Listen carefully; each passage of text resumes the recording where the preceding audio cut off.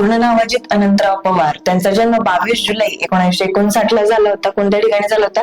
तर देवळाली प्रवरा अहिल्यानगर या ठिकाणी त्यांचा जन्म झालेला होता 1959 साली.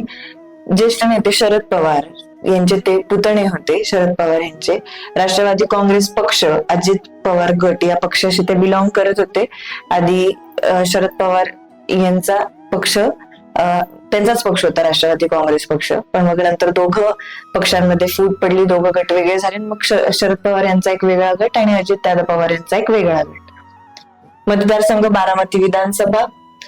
1991 पासून त्यांनी आपल्या कारकिर्दीची सुरुवात केलेली आहे. तर बारामतीमध्ये लोकसभा मतदारसंघातून ते खासदार म्हणून निवडून आले होते 1991 सालीच.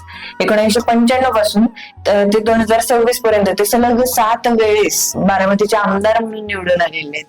95 पासून ते 2026 पर्यंत ते 7 वेळेस बारामतीचे आमदार म्हणून निवडून आलेले आहेत. महाराष्ट्राचे ते 6 वेळा उपमुख्यमंत्री म्हणून निवडून आलेत.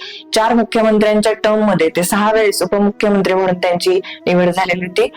अजित पवार साधारणतः प्रत्येकच वेळेस सत्तेमध्ये होते, उपमुख्यमंत्री पद असो किंवा कोणतं. त्याचबरोबर त्यांनी अर्थ, त्याच्यानंतर जलसंपदा, कृषी, ऊर्जा, नियोजन यासारखी महत्वाची खाती जी काही होती ती त्यांनी सांभाळलेली आहेत. काही काळ विधानसभेतील विरोधी पक्षनेते म्हणूनही त्यांनी काम केलेलं होतं.